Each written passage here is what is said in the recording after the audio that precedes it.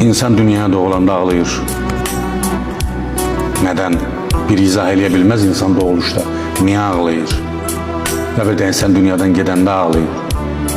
İnsan bu dünyaya doğularken əzabla doğulur. Bir dünyadan tamamilə fərqli bir dünyaya gəlir. O bu dünyadan xəbərsiz gəlir. Ama gedəndə ölümü bilərək gedir. Ölümün nə olduğunu bilərək gedir.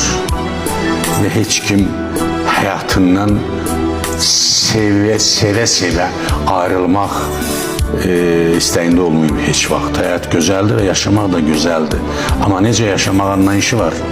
Şərəfinlə, ləyaqətinlə, abrınla, həyanla yaşayacaqsansa, səni incidəcəklər, sən ağrıyacaqsan.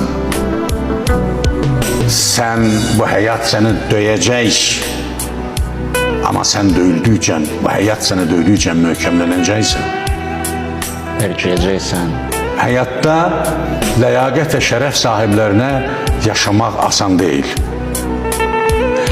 Amma rəngsiz adamlara yaşamaq çox asandır. Çünki onlar istənilən mühitin rəngini ala bilirlər rahatlıqla. Ama o adamların gelişiyle gedişindən kimsenin xəbəri olmur. Bu dünyanı insan kimi ləyaqətlə yaşayanlar gedəndə deyirlər ki, eldən getdi. Çünki ləyaqətli bir adam getdi.